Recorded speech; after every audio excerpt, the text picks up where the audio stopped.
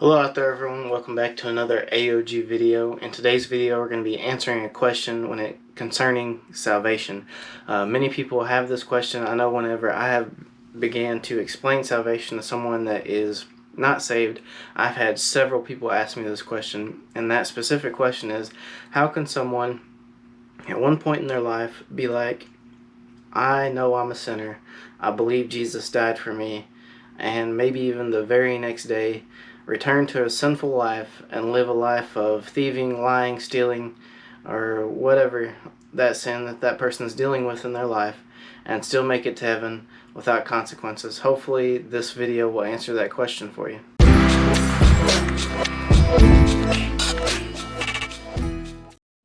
So the very first point I'm going to try to make with answering how can someone just be a sinful person and still make it to heaven, doesn't really make sense.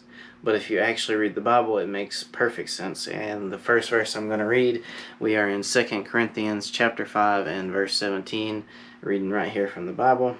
It is, therefore, if any man be in Christ, he is a new creature. Old things are passed away. Behold, all things are become new. See, the concept behind this to me, what this means to me basically is that once we are saved, we are new in Christ. And that doesn't mean that we are sin-free. This means that our want to changes. Now, sometimes just because we want to change doesn't mean that we do. What we get misconstrued is we need Jesus to make those changes. So we need to get closer to Him sometimes to get rid of some of the most powerful and deep-rooted sins in our life. And when we don't draw closer to Him, sometimes those sins still take over. Maybe we're not really praying, maybe we're not spending that time that we need to spend with Him, so that He is working more and more in our life and helping us get over these things. And sometimes new Christians don't have the support around them that they need in order to grow more in Christ every single day.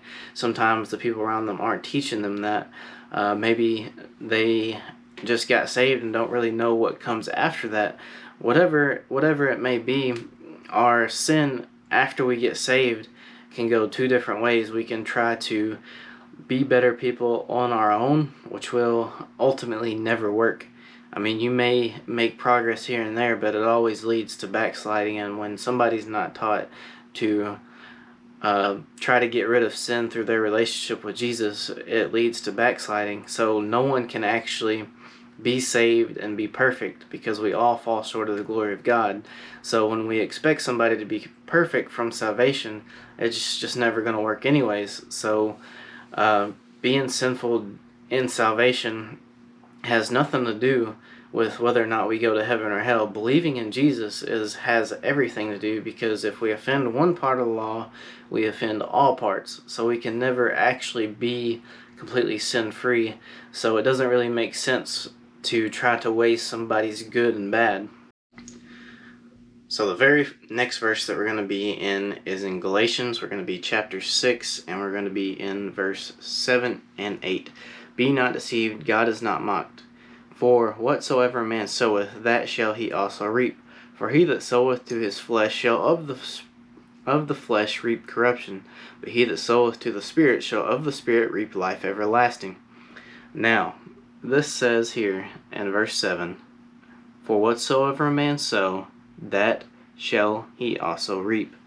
So what this is essentially saying is, whatever you do that is bad things are going to come back to get you. Whatever you do that is good is going to inevitably put good things in your life.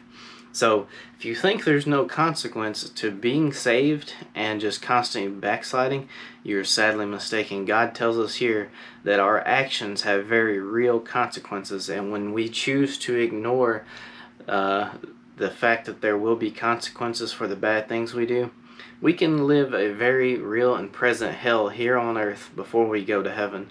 Make no mistake, just because you're going to heaven doesn't mean that earth will be heavenly on your way. You can live in hell here on earth. It's not that hard to do. You simply have to sow into bad things, and you'll reap those bad things. God tells us that very clearly right here in Galatians. So the very last verse that you can use to explain why being a sinful person after you achieve salvation is not just a, oh, I can sin every day and there is no consequences. One verse that will help you explain that is in James. We're in chapter 4 and we are in verse 8. Draw nigh to God and he will draw nigh to you. Now, what that means is the more time you spend with God, the closer you get to him. But also, sin causes separation from God. And when we separate ourselves from God, we have two options. We are in charge ourselves and we are out there making decisions on our own. Well, let me tell you something. I have been out there making decisions on my own, and guess what it ended in every single time? Heartbreak, failure, and just overall pain. It's a painful situation. Don't want to be there doing that. Don't want to be out there making decisions on my own. Well, also, when I draw nigh to God, he draws nigh to me, right? Well, whenever I start to separate myself from him through sin, through just lack of spending time with him, whichever you choose, there are other things that will come into effect. The devil works also. And when God's not close to me, it's very likely the devil will be close. And he'll be waiting for me to make that mistake so he can make his move. So guess what? I want to stay away from sin as far as I can so that God is drawing closer to me and not the enemy. I don't want the enemy anywhere near me. So I'm going to get God as close as I can. I want to be able to put my arm around him. But that is the last point that I'm going to make about being able to argue whether or not making or having sin in your life after salvation has an effect, because it does have a very real effect. You don't just get saved and go on sinning. There are consequences.